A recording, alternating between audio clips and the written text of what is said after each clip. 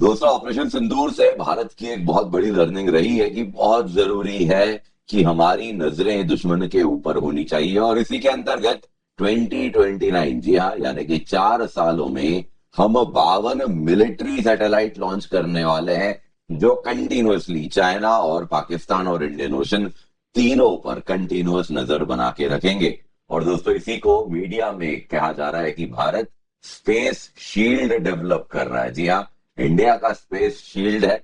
और ये बहुत तेजी से अब बढ़ाया जा रहा है ऑपरेशन सिंदूर के बाद, क्योंकि कहीं ना कहीं ये जो जरूरत है इस प्रकार के इंटेलिजेंस, आप अगर देखें तो रिकॉनाइसेंस की और कंटिन्यूअस मॉनिटरिंग की, वो अब बिल्कुल क्लियर हो चुकी है। आपने देखा किस प्रकार से ऑपरेशन सिंदूर में हमने हाई प्रिसीजन के साथ दुश्मन के उन ठिकानों पे वार किया है जो कि उसे लगता था कि हमें नहीं मालूम है, यानी कि उसके हिसाब से ये बड़े गुप्त ठिकाने थे, लेकिन हमने उनको चुन चुन के मारा है। और इसके साथ एक चीज क्लियर हो गई है कि बहुत जरूरी है कि दुश्मन के ऊपर कंटिन्यूअस नजर होनी चाहिए। आपने देखा कैसे हमने पाकिस्तान के कहाँ पे सेंसिटिव रडार स्टेशंस थे, कहाँ पे एंटी एयर यूनिट्स थे, कहाँ पे एग्जैक्टली उसके, अगर आप देखें तो एवॉक्स वगैरह स्टेशन थे, सारा का सारा कंटिन्यूअस हम निगरानी रख रहे थे। और फिर उसी मोमेंट पे उनका शिकार किया जा रहा था। तो एक चीज क्लियर हुई है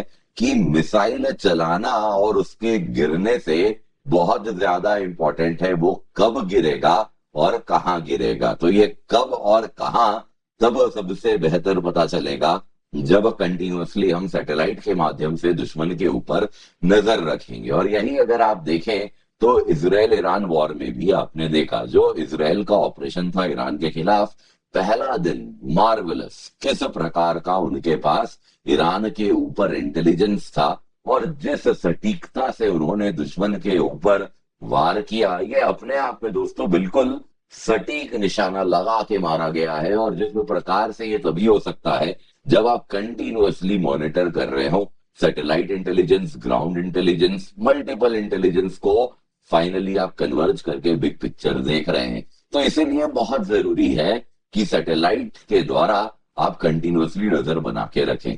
दूसरी तरफ दोस्तों, कहीं ना कहीं इंडिया पाकिस्तान में अब जब हम स्टेक्स बढ़ा